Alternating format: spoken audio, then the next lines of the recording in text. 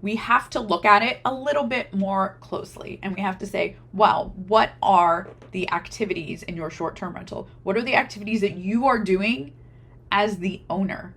Does it feel more like a rental property? Does it feel more like I'm running a hotel business? What does it feel Hi, like? I'm Bette Hochberger, CPA, CGMA. This channel covers tax strategies and preparation, real estate finance, and more. Come learn how to grow your business and keep your wealth.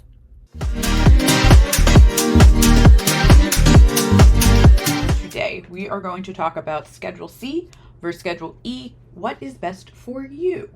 Now, there are many circumstances where you don't really have a choice, right? The nature of your income, the activity that you're performing, is going to indicate it's a Schedule C or it's a Schedule E.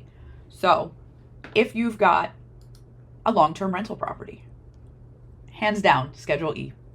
Long term rentals, they're generally passive for most people. There are exceptions, but long term rentals, unless you are a real estate professional, and I mean the IRS definition, not I say I work in real estate or things like that. If you are kind of your run of the mill W-2 employee, or you have your own business, if you've got a long term rental, Schedule E, right? We don't even have to think about it. Now, Schedule C, if you work on a 1099, if you're a contractor, if you're somebody who works through an LLC and you're the only member, the only owner of that LLC, and you receive a 1099 NEC, 1099 for non-employee compensation, you're filing a Schedule C. You don't have really any option, right? It's not a rental.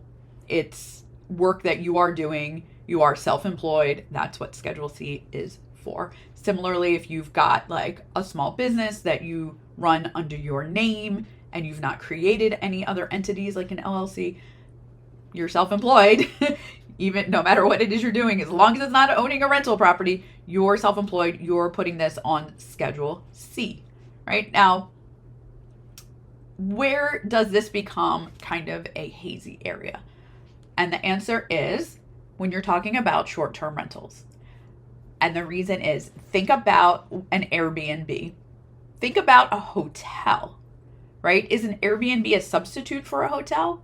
Or is it a substitute for renting a house, right? It's a gray area. So we have to look at it a little bit more closely, and we have to say, well, what are the activities in your short-term rental? What are the activities that you are doing as the owner?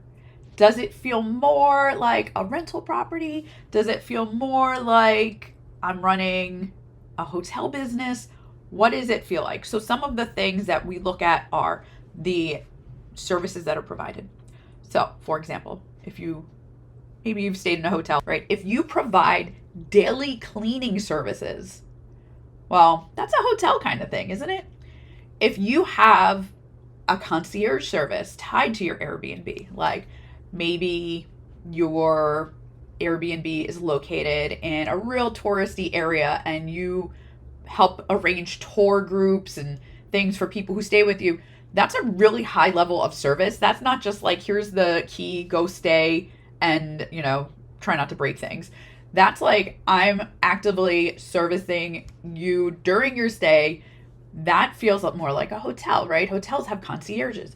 So things like that tend to push you into the Schedule C realm because you're actively running a business with a lot of daily interaction with the customer. A lot goes on. There's a lot to manage. You're kind of running a business, right? And that's why we're talking before. If you run a business under your name, Schedule C. Now, if it's like, yeah, it's my rental, like this is a property I own, you can come stay here. We have some stuff that is ours, but we'll let you use it like towels.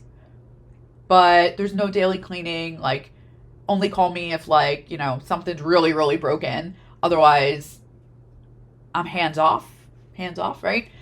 That sounds a lot more like a rental. And that's where we're going to push into the Schedule E instead of the Schedule C. So you really have to look at, specifically with the short-term rentals, what are you doing? What kind of service are you providing?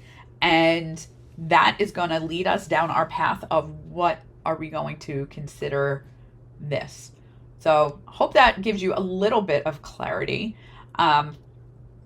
there's a million questions. There's always a million questions when it comes to real estate stuff. So if you have questions, drop them below, shoot us a message, schedule a call with our office. We're happy to talk to you. Now, remember, your specific individual situation is going to be what determines how you file, right? So this is kind of broad general information, but you need to look at your own situation and what's going on with you to make that decision. And if you can't figure it out, you need some professional help. And that's what we're here for. And until next time. Thanks for watching. If you found this helpful, please leave a comment, like, and subscribe. Stay tuned for more tips on growing your business and your wealth. Bye.